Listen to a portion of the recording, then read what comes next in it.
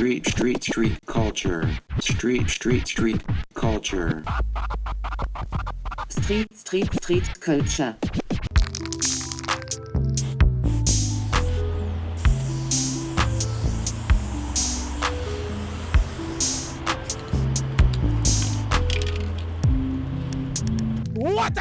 Là, je suis devant une peinture extérieure. C'est une peinture un peu bande dessinée. J'aime assez bien faire des peintures comme ça où on a des cases qui se suivent et comme une sorte de mouvement dans la peinture, quelque chose qui se transforme. J'ai commencé à mon adolescence, j'ai découvert le graffiti qui m'a vraiment amené vers la peinture. Après, j'ai fait des études aux Beaux-Arts de Bordeaux. J'ai fait 5 ans. Ça m'a ouvert plein de portes mentales qui m'ont permis de continuer mes expérimentations.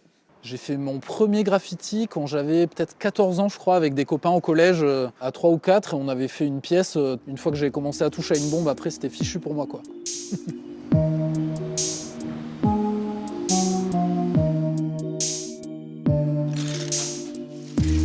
Là, on est dans mon atelier à 1000 m² à Bègles. Je suis là depuis début septembre. Et donc, j'ai un espace de 25 m² pour expérimenter la forme et la couleur et peut-être produire des œuvres qui vont changer le monde.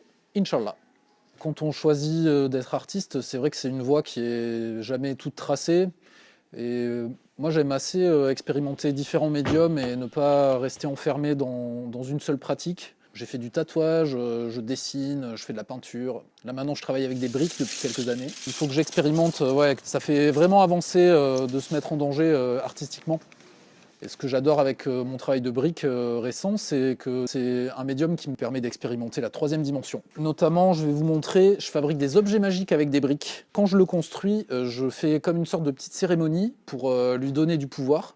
Et donc voilà, dans mes objets un peu magiques comme ça, c'est des formes abstraites, psychédéliques. Bon là, on reconnaît quand même qu'il y a comme une sorte de visage. Quelque chose dont j'ai envie de parler dans mon travail, c'est l'expérience mentale, peut-être hors du corps. Je ne sais pas trop comment l'exprimer.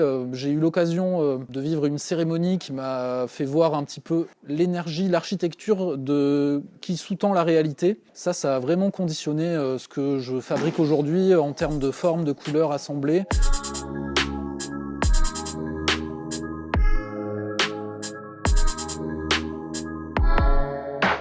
Parmi les expérimentations plastiques que j'ai faites au cours des années, j'ai participé à Lego Masters saison 2, version française.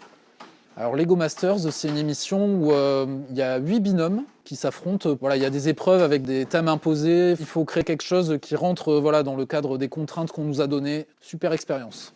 La première fois de ma vie que j'ai vu de l'art comme ça qui m'a vraiment marqué, c'était quand j'avais 11 ans, j'ai vu des jeunes gens qui faisaient une fresque en extérieur, près de chez moi, et ça, quand j'ai vu ça, ça m'a retourné le cerveau, et depuis ce jour-là, je me suis dit « Ah, mais c'est ça que je veux faire !»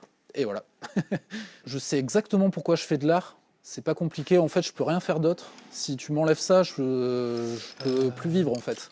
Je suis assez partisan de me laisser aller, de me laisser faire, d'essayer des choses aussi. J'aime ce truc très important de sortir les choses qu'on a dedans. Dans l'art, ça c'est la dimension cathartique, on appelle ça. Après, avec les années, évidemment, ce qui se passait dans ma tête étant jeune a changé, ça a évolué. Mon travail récent, il s'oriente plus vers une exploration des mondes invisibles. C'est comme ça que je pourrais le dire intelligemment, je dirais. C'est une démarche qui est vraiment pas figée, ça va certainement changer dans pas longtemps, on verra. Street culture.